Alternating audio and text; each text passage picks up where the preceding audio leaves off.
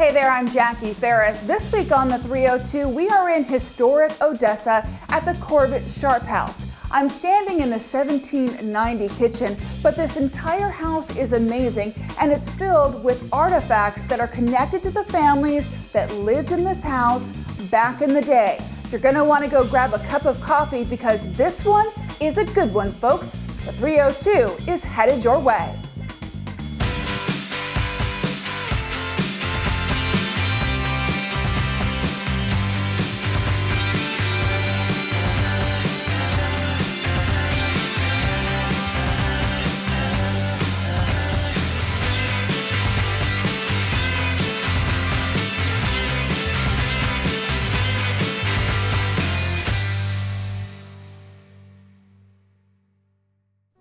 Hey everyone, I'm Jackie Ferris. Believe me when I tell you, you are in for a treat.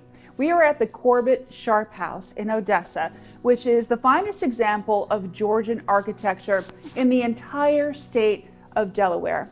Joining me now is Debbie Buxton. She is the Executive Director of Historic Odessa. Debbie, thank you so much for joining us. Oh, Jackie, thank you for coming to see us. This house is gorgeous. Oh, it is. And I think a lot of people, at least maybe in Pennsylvania, New Jersey, are unaware of its history. So tell us, this was built in the 1700s? It was. It was begun in 1772 and completed in 1774 by William Corbit, who was a Quaker and a tanner by trade. In fact, his tannery was located just out on the Appoquinimink Creek.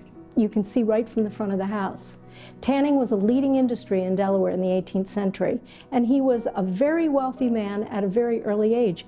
He was 27 years old when he built this house. That's amazing, and it really is a showstopper when you come around the hedge there and you see the gables. It's just gorgeous, absolutely gorgeous. It is, and it gives you goosebumps to just stand back and look at it. I love it. I've been affiliated with this site for 40 years, so I must love it a lot.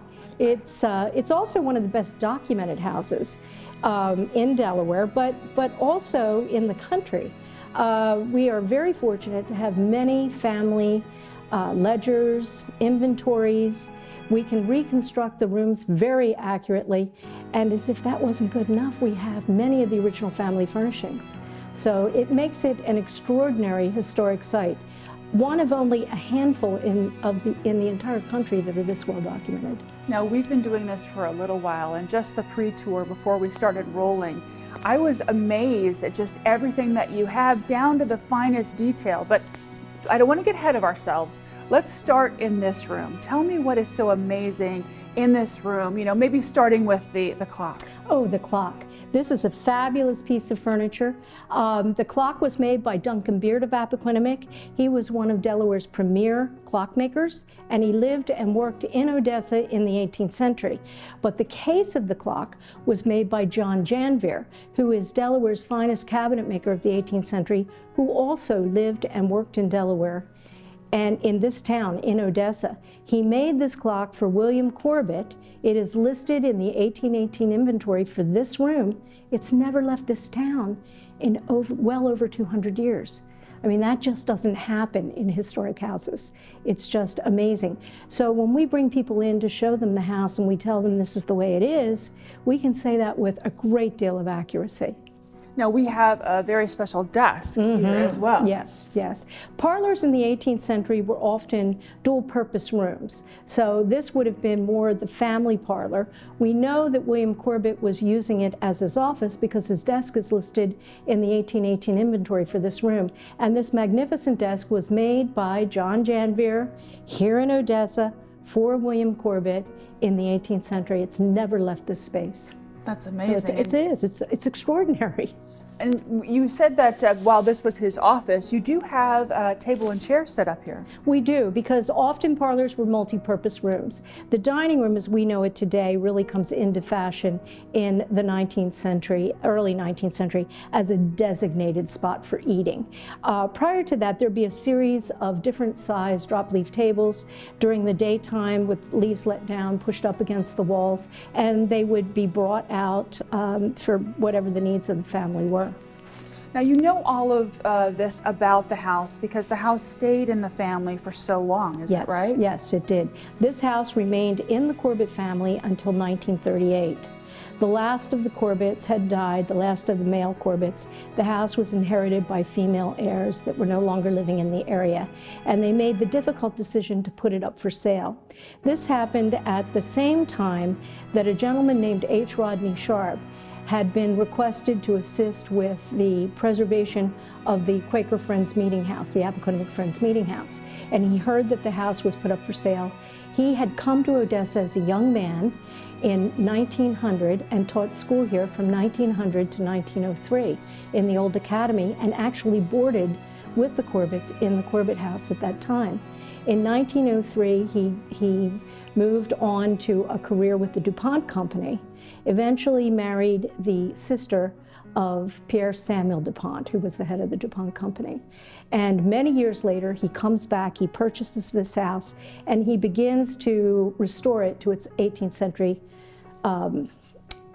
style. By the 20th century, it had been Victorianized. People updated. They added on, they added porches, they added windows, they changed things. So he takes it back to its 18th century fashion and begins to recognize other architecture in the town of Odessa. Over the course of the next 20 or so years, he restores 19 properties in Odessa.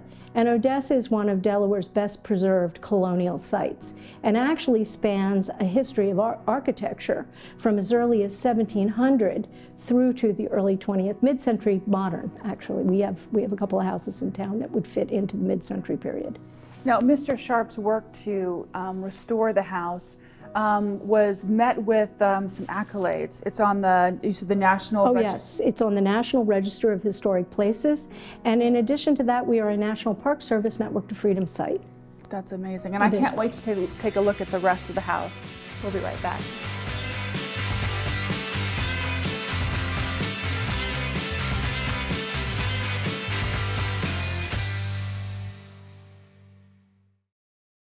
I'm Carol Everhart, and I'm President and CEO of the Rehoboth Beach Dewey Beach Chamber of Commerce, and the beaches are the best on 302.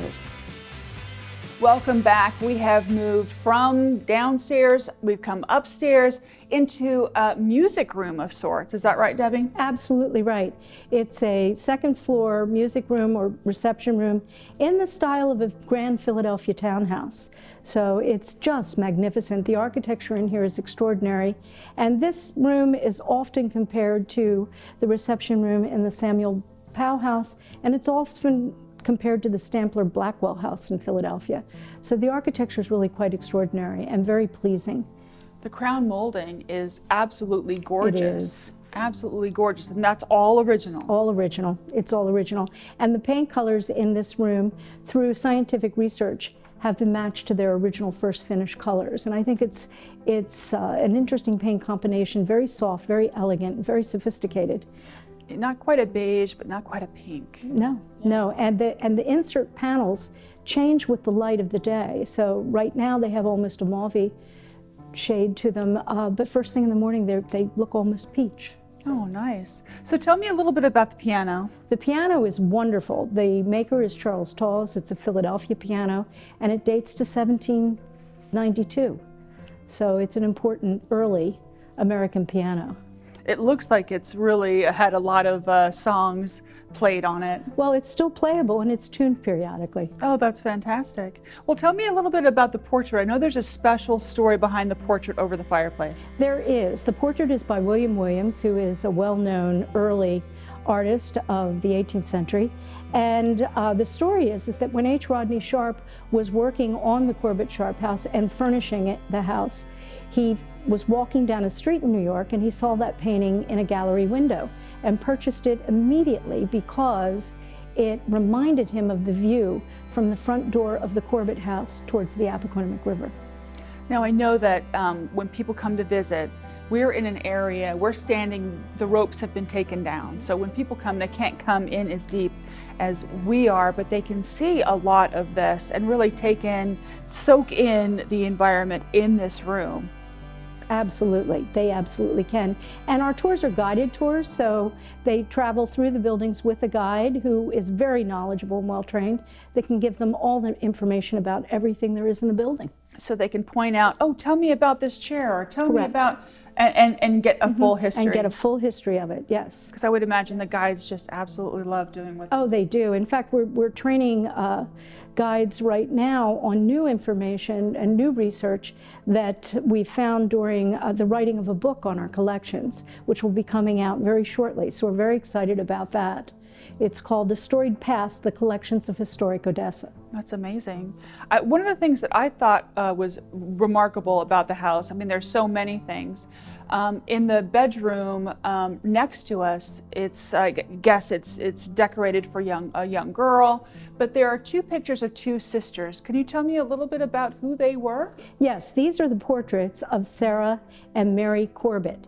They were the daughters of Pennell Corbit, William Corbit's eldest son. He and his wife died at a very early age, and the girls came under the guardianship of their uncle Daniel Corbit. So they came to live in this house, and they really grew up here. They were 9 and 12, respectively, when they moved to the Corbit house. Their grandfather was a former governor of Delaware, Governor Clark, and their great-grandfather, again, was a well-known Delaware politician. So they were lovely young girls that were beloved by the family.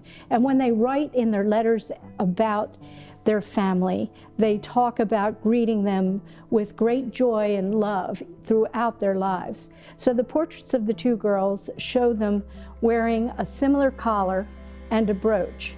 And we have that brooch and collar that appear in both portraits. In addition to that, we have their samplers that they did when they were young. Young girls were educated at home until they were about 12 in the Quaker tradition, and then they were sent off to boarding schools. But they were very adept at needlework by the time they were 12. You mentioned the girls in their letters and their writings. So do you have things like diaries? Oh, yes. And talk to me a little bit yes. about the personal artifacts. I know it's one thing to list everything that you have in your house, but it's quite another to have letters from the people who actually lived here. We have letters that they write back and forth to one another, to their family members, to the housekeeper that was housekeeper in the house. Her name was Alice Murray. They referred to her lovingly as Alcy. She started as an Irish indentured servant and served the family for more than 30 years. And what's extraordinary about Alice Murray is that when she died, William Corbit had given her lifetime right to live in the house as well as a financial settlement. And that was unheard of with servants in the 18th century, 18th and early 19th century. Seriously? So, I mean, when the house passed on, I mean, how did that work out? Well, she actually died slightly before Corbit. But the fact that he wrote her into the will and also entered her name in the family Bible. So she was beloved. She had been with the family for a long time. Corbit was married 4 times and had 13 children. So, you know, wives came and went, and Alice was a steady maternal influence in the house. That's a lot of children. It is a lot of children. 2 of the wives died slightly after the birth of a child, so we assume they're childbirth related. His first wife died very young, and there were no children from that union. But his last wife outlived him by about 25 years and was about 25 years younger than he was. And did she stay in this house? She did. She did. She stayed in this house for her lifetime. And her son Daniel eventually inherits the house. Now we're going to talk a little bit about the house's connection to the Underground Railroad when we return.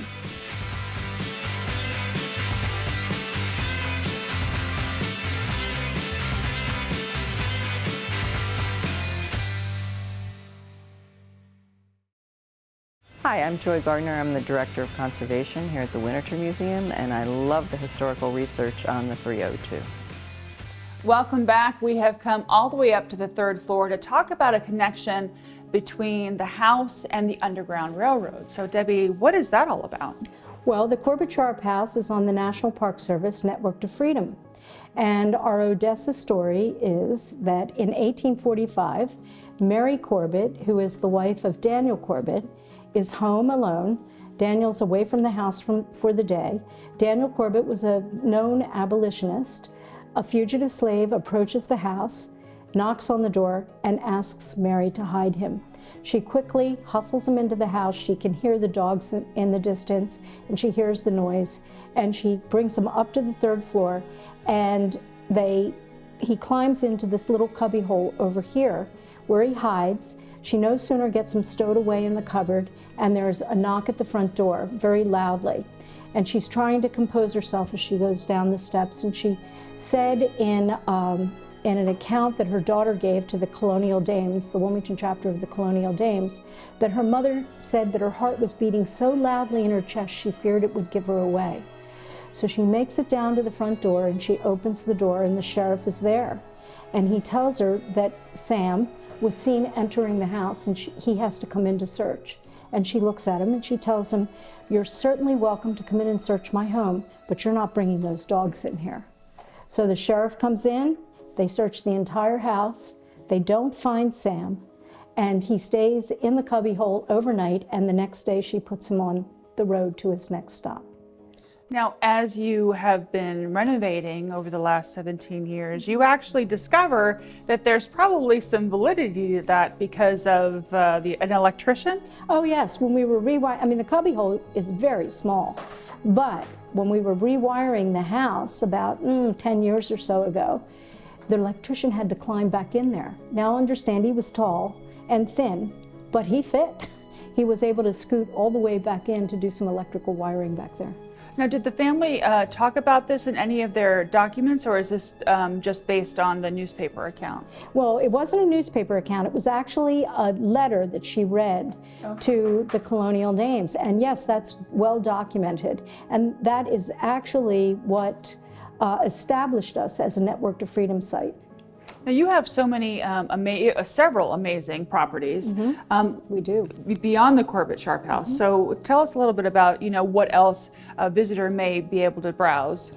We have the Historic Odessa Foundation owns 6 major buildings, including the Corbit Sharp House, around a dozen outbuildings, and 72 acres of property located here in the Historic Center. We have 3 of our buildings which are open for guided tour, Tuesdays through Saturday from 10 until 4:30, and Sundays from 1 until 4:30. We're only closed on Mondays. We also have an extraordinary restaurant where visitors can dine in Cantwell's Tavern, which was built in 1822 as a hotel and tavern.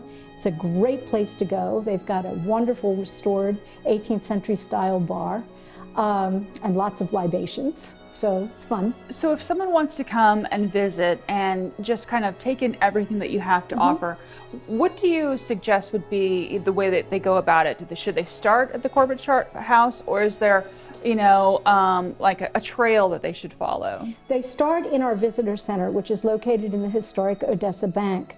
The bank was built in 1855 as a bank and operated as a bank until the year 2000, lastly as PNC. And today it's our visitor center. We also have changing exhibitions there, primarily Delaware artists, focusing on Delaware artists, and those are open free to the public. So you can come, begin a tour there, then you leave with a guide who guides you through all of the buildings. The tour takes anywhere from an hour and a half to 2 hours. So how do you keep up all of these properties? I mean, when we came in here, I was amazed at how it looks so fresh and brand new, and it's hard to believe that we're talking about hundreds of years of history just right in front of our eyes.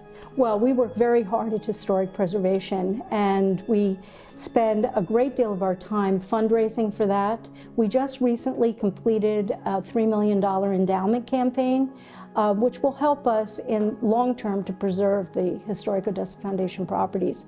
But it's an ongoing effort. We are constantly involved in the preservation of the buildings, and there's a major project going on here every year, from painting to plumbing to electrical. So do you ever discover anything new, any surprises in the artifacts or in the buildings? Oh, absolutely. As a matter of fact, in researching our book, we found a lot of new discoveries within the collection. So it's been an adventure over the course of the last 3 years. So if someone wants to find out about your tour times or, chart a course, where can they find out more information? Do you have Facebook, website? We have a website, www.historicodessa.org, and you can also visit our Facebook page. We're very easy to find. Our collection catalog will soon be online as well, so you can study our collection. So we're easy to get a hold of, or they can call us at 302-378-4119. Well, Debbie, thank you so much. It really has been a pleasure chatting with you. Thank you, Jackie. This has been fun. We'll be right back.